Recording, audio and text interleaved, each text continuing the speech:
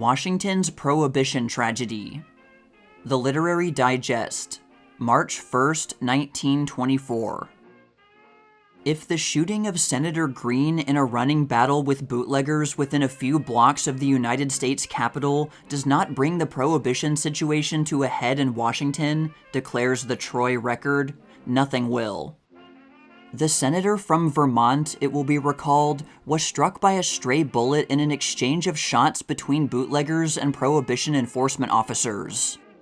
Moreover, we are informed by the Philadelphia Public Ledger's Washington correspondent, this incident is not the first in which the lives of those on the streets here have been endangered by pistol battles with bootleggers. In fact, says the Richmond Times-Dispatch, this case, while conspicuous because of its victim's position, is a typical one. In the opinion of the Pittsburgh Chronicle-Telegraph, it serves to call attention to the reckless use of deadly weapons by officers of the law in all our American cities, and we find this belief expressed by other widely scattered papers, which compare the streets of Washington to Mexico in time of revolution. As the Springfield Union remarks, that a United States senator, walking with his wife on Pennsylvania Avenue, should be brought down by a bullet from a Prohibition enforcement agent's revolver is a sad commentary on the manner in which the commissioners of the District of Columbia view their responsibility for the public safety, on the methods and practices tolerated, if not directly sanctioned, by the Prohibition Enforcement Bureau, and on the whole scheme of national prohibition with its countrywide crop of evils. But now Congress is deeply stirred by the nation's disgrace, and something will be done, promptly no doubt, to make the streets of Washington safer. Whether anything will or indeed can be done to ensure better enforcement of the Prohibition law in Washington or elsewhere is another question. The Prohibition situation in Washington, for months a center of criticism and controversy, to quote the Ledger's correspondent, is thus brought into the limelight. As this Washington Observer explains, the whole question has been complicated by a three-cornered dispute joined in by agents of the Prohibition Unit, officers of the Intelligence Division of the Treasury Department, and the city police.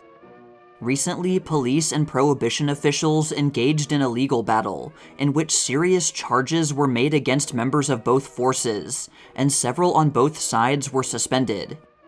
While all of this has been in progress, charges of liquor buying by high officials and ordinary citizens alike have been on the increase. Not long ago, it was announced that a list of hundreds of names of prominent bootleggers' customers had been seized in a police raid, but the superiors of those who made the raid so successfully shifted responsibility for the list that the names themselves finally disappeared entirely from public attention. There have been repeated demands in Congress for an investigation, but every move for a public inquiry into conditions has failed for one reason or another.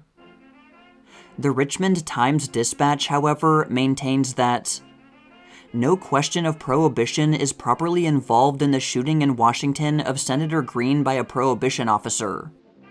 The question, if there is any, is the recurrent question of utterly reckless shooting by officers, whether they happen to be assigned to Prohibition enforcement or to some other line of duty. Obviously, agrees the Pittsburgh Post, there should be the greatest care against shooting in the streets. The lives of the humblest as well as the highest must be protected. This is also the Philadelphia Inquirer's stand, while the Washington Post declares, "These shooting exhibitions smack of lawlessness and law enforcement, and register reckless disregard of the public's right to use of the highways without being subjected to deadly peril. It is well to apprehend those who violate the Prohibition law, but enforcement officers are not warranted in carrying their efforts to violent lengths that endanger the lives of all in their path. Even if the fleeing are known to be guilty, that is no warrant for gunplay that may strike down others. It is better that 99 guilty should escape than that one innocent person should be injured or killed." The Washington Star, on the other hand, while admitting that the pursuit of Prohibition violators through the streets in open warfare is a grave public danger, questions whether there should be any slackening in the pursuit of lawbreakers or any change of method. Continues this Washington paper. Perhaps the enforcement officers in this case were too quick on the trigger. Possibly they showed poor judgment in firing after the fleeing violators at that particular place. But it must be remembered that they are charged with the duty of catching liquor runners. The chance of police shots hitting innocent people of whatever rank in life is ever present in these days of bold crime in the cities of this country. Are the police to be deprived of their arms or enjoined against firing save in self-defense? Such an order would make for more crime, for immunity for the lawbreakers. They are bold and desperate. Apparently, only the fear of death will deter them from their nefarious enterprises. Is the law to be allowed to lapse for lack of enforcement? This case doubtless will cause a careful consideration by those in authority of the methods whereby enforcement officers are to carry on their work. It should not, however, react to check the pursuit of lawbreakers. While the Richmond Times-Dispatch says the question of prohibition is not involved in the shooting of Senator Greene, the Boston Globe believes prohibition enforcement directly to blame for this and other similar accidents. In fact, avers this paper, the tide of lawlessness over the Volstead law has reached a point where anyone may be shot, anywhere, at any time. Continues the Globe. Morning after morning, as one scans the news, he finds paragraphs telling of the gunplay incident to the enforcement, the non-enforcement, and the flouting of the 18th Amendment. Shots are heard at night. High-powered cars rush through the darkness. Dead bodies are picked up. The explanation accepted wholesale is bootleggers. The situation has become a national shame. It admits of no delay and demands the wisest and most energetic action. No nation can exist half law-abiding and half lawless. The only choice is between a new law or real enforcement.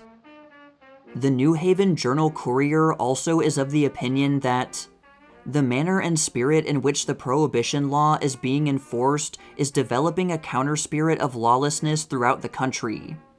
Therefore, thinks the New Haven paper, a law which can produce such results as this law is producing from week to week, constantly increasing in violence, is not a law to consider with reference to its even more strict enforcement, but is a law calling for reconsideration, not for the desertion of sound temperance legislation, but for the promotion of it.